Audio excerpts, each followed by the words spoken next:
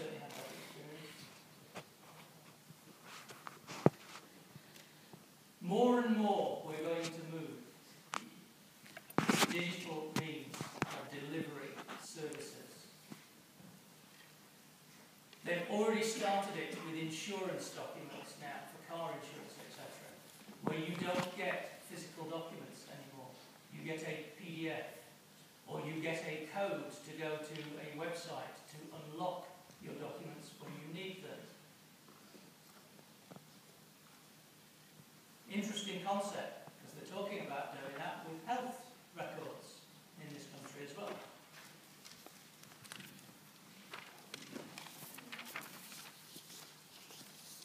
We started talking about the 8P, personalisation in marketing, about 20 years ago. But we're actually now at the point where it's gone past personalisation, and in a lot of cases it's actually individualisation. One of the key things that you can do through digital communications is you can have a conversation client to customer. Now, I'm saying conversation, but I'm using that in the loosest form. A website can be used to construct a form of conversation about designing a product. And indeed, this is the idea that Michael Dell had when he started Dell. All his initial products, you went onto the website, you chose the processor, you chose the CPU and everything else that you wanted, you built a computer, you added the screen in that you wanted, and they would then build your individual PC and ship it.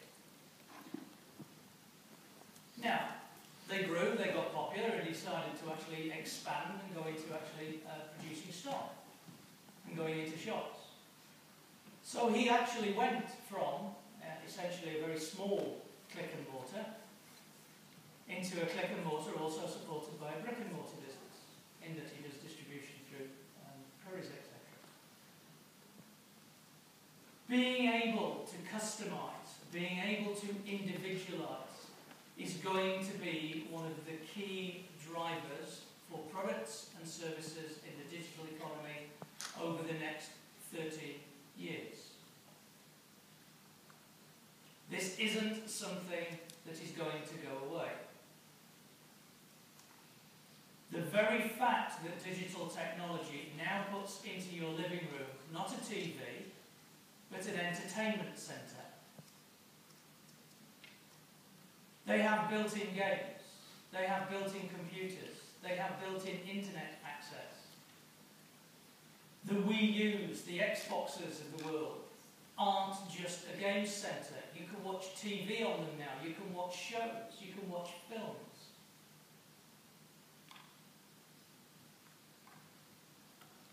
There are actually pieces of software now that allow you to go and choose which programs you want to watch.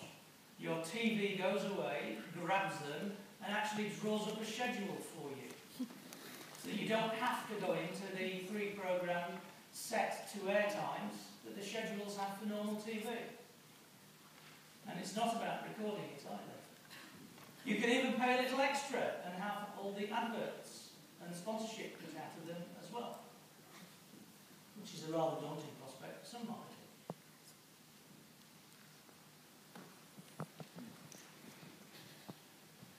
It brings home one of the key points that Ted Levitt said, that marketing is everything. And he's right in digital terms. Because thinking about how we market, thinking about how we contact customers, thinking about how we support the 4Ps, 7Ps and 8Ps through digital technology means that we don't just think about the marketing, we have to think about the business as a whole. So we have to think about our business as an e-business. How we use electronic means to support the business platform. It means we have to think about electronic commerce. How do we make sure we get paid? how do we facilitate the exchange of goods and services? It means we have to think deeply about e-marketing. If we're using digital as the means of product fulfillment and service fulfillment, then surely that means that we have to use electronic means as the major means for actually advertising, communicating, promoting.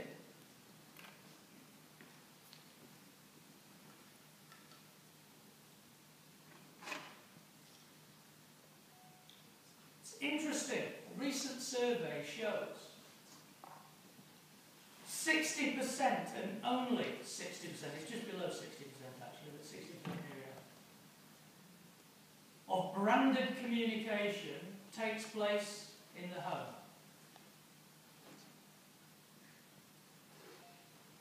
Where do you think the rest takes place? Nearly 15% takes place whilst people are driving.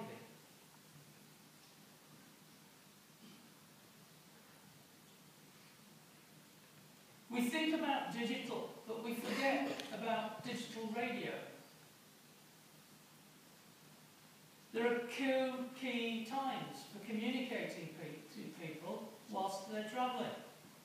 There is the morning drive to work, and there is the evening drive home from work, where most people are listening to the radio for traffic information. It's prime for communicating and advertising and promoting. But yet, when we think about digital, we forget about it.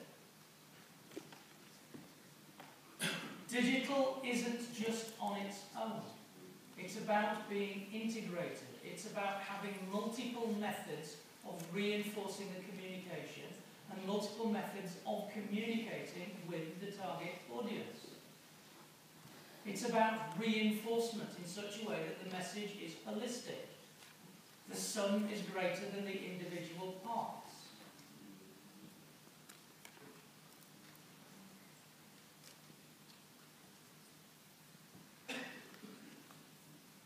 So why do we like this as buyers? Well, we already talked about convenience, and we talked about being fast, but we also like that we think it's actually a little bit more private. We like that it gives us easy access to comparison.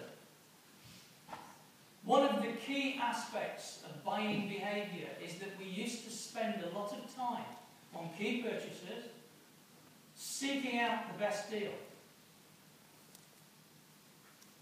We don't do that so much these days.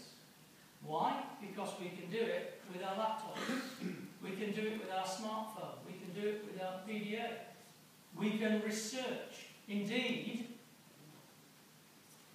there are sites that will compare all of these details for us, which drives off another piece of digital technology, which is the use of ethnography and the use of data mining to actually extract information from websites in order to drive these price comparison sites. Why do sellers like this? The key point that sellers like about this is that this is relationship building.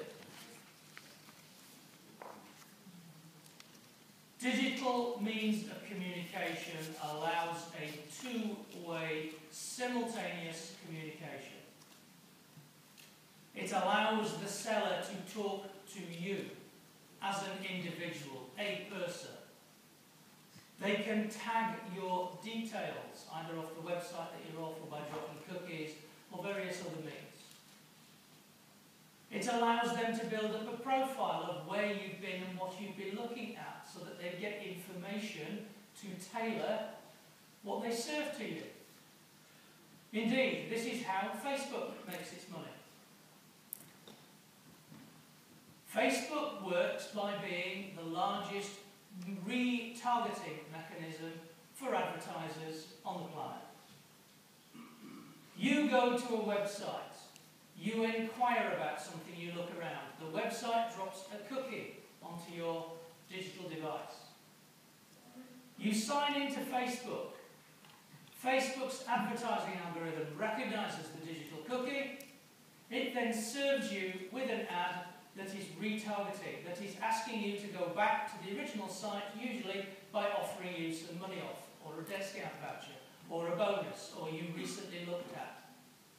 Facebook then charges the original website owner for your ad being served. That's what retargeting is.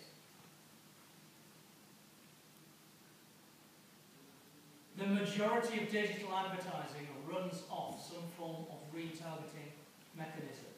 But it's about relationships. It's about trying to tailor what you get as an ad to your interests.